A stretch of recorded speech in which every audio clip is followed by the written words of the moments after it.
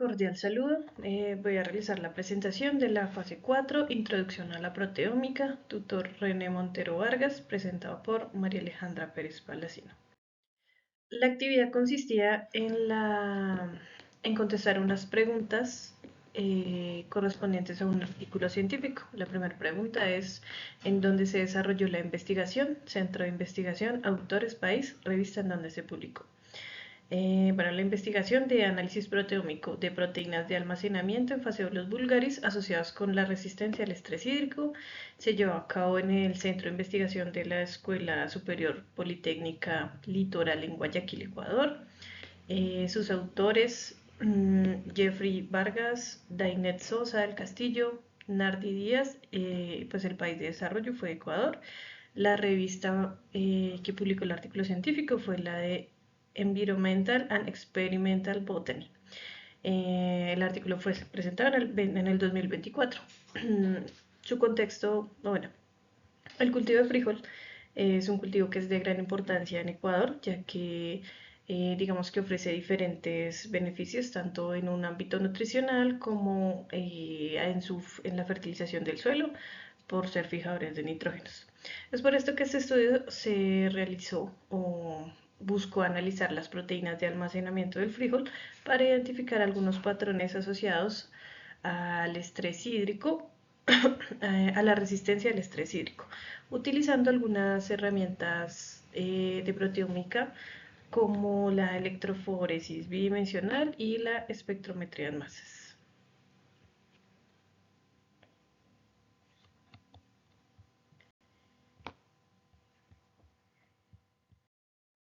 La segunda pregunta es: ¿cuál es la problemática que se quiere solucionar o responder a través de la proteómica y en qué especie? Entonces, la especie pues es frijol Phaseolus vulgaris. La problemática es que el estrés hídrico afecta la calidad y el rendimiento. Y digamos que el frijol o esta leguminosa es consumida en gran parte del país y se siembra en algunas zonas que no tienen pues la mejor productividad. Se siembra principalmente en algunos suelos con baja disponibilidad de materia orgánica y su riego principalmente es por precipitación. Entonces se estima que al momento en que la planta presenta este estrés hídrico puede reducir el rendimiento del grano hasta en un 80% en ciertas regiones. Entonces, pues a través de la proteómica se pretende identificar algunas proteínas claves que permitan generar esa tolerancia al estrés hídrico, facilitando así unas mejoras para enfrentar pues dicha problemática y, y generar unos rendimientos adecuados. La tercera pregunta es: ¿cómo se abordó la metodología hablando en la investigación, los tratamientos, controles, condiciones de investigación y cómo se analizó dicha información? Entonces, respecto al material vegetal, pues se seleccionaron 9 cultivares de frijol común provenientes del Banco del Germoplasma del INIAT. Solo se utilizaron algunas semillas, las semillas que no fueran germinadas, para evaluar características innatas de resistencia. Respecto a la extracción de las proteínas, entonces se realizó una molienda de 30 granos secos. Las proteínas fueron extraídas mediante un protocolo modificado basado en el TCA-fenol. Y se utilizó también el análisis, se utilizó un estudio de electroforesis bidimensional para identificar los patrones proteicos.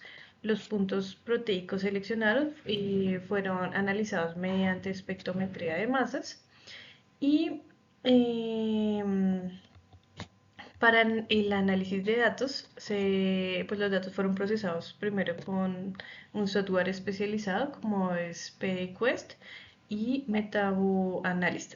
Se utilizaron también las pruebas de ANOVA para identificar si había diferencias significativas entre los cultivares. Y respecto al momento en que ya se identificaron las proteínas, estas fueron clasificadas según su función biológica por medio de UniteProt. ¿Qué conclusiones se generaron propiamente en la investigación? Socialicé tres y sean muy específicos. Entonces, la primera es que se identificaron 111 proteínas relacionadas con la respuesta al estrés hídrico, destacando la proteína LEA14 y la proteína de desecación PCC 1362, especialmente abundantes en el cultivar de INIAP 473. El cultivar de INIAP 482 mostró el proteoma más complejo con una mayor cantidad de puntos proteicos en el rango asociado a respuestas al estrés, lo que sugiere un potencial genético para resistir condiciones adversas. Los resultados destacan la posibilidad de utilizar proteínas como marcadores moleculares para desarrollar variedades mejoradas que sean resilientes frente al déficit hídrico, contribuyendo a la seguridad alimentaria. Por último, si tuviera la posibilidad de aplicar el mismo abordaje en un problema nacional o regional, ¿cómo lo haría? Entonces, en este caso lo seleccionaría en el cultivo de papa. Digamos que el cultivo de papa de parte es el segundo alimento más importante dentro de la canasta familiar. Es un alimento que se consume a nivel nacional. Se produce en 10 departamentos de los 32 y genera gran parte de, digamos que de empleo, principalmente por por pequeños productores. Entonces, digamos que su importancia a nivel económico alimentario es bastante alta.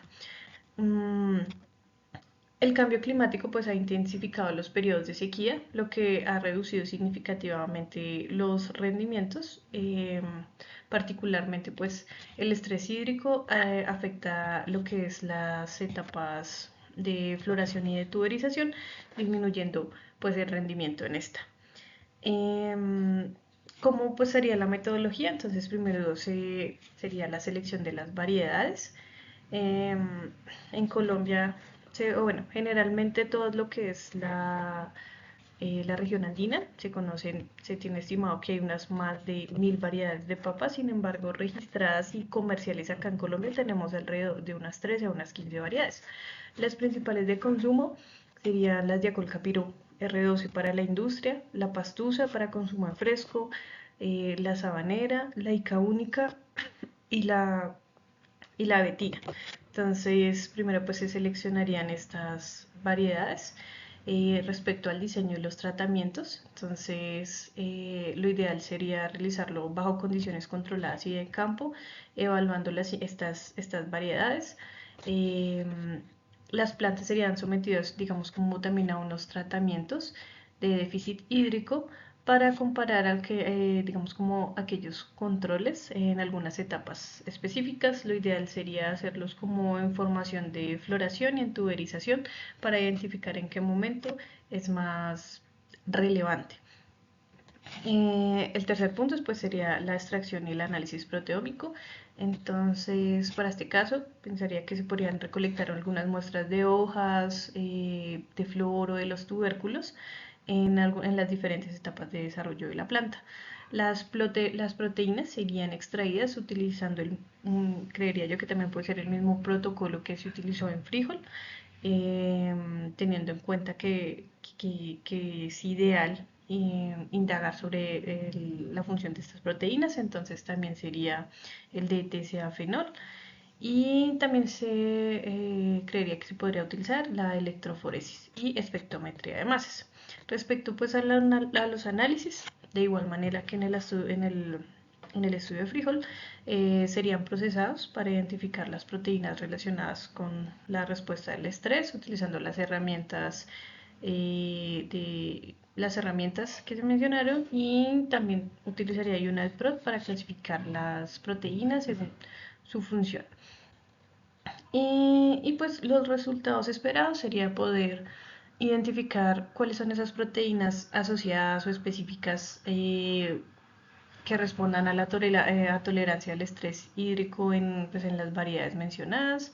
Dichas proteínas pues podrían servir también como marcadores para programas de mejoramiento genético. Actualmente, digamos, en Colombia el mejoramiento genético sigue haciéndose de manera tradicional, y liderado principalmente por las universidades o por algunas empresas del sector privado, pero sigue haciéndose de manera tradicional, teniendo en cuenta solo como los parentales. Entonces, creería que este estudio se podría aplicar muy bien en papa y permitiría generar un avance significativo en cómo se está haciendo mejoramiento genético actualmente en papa. La bibliografía utilizada, muchas gracias.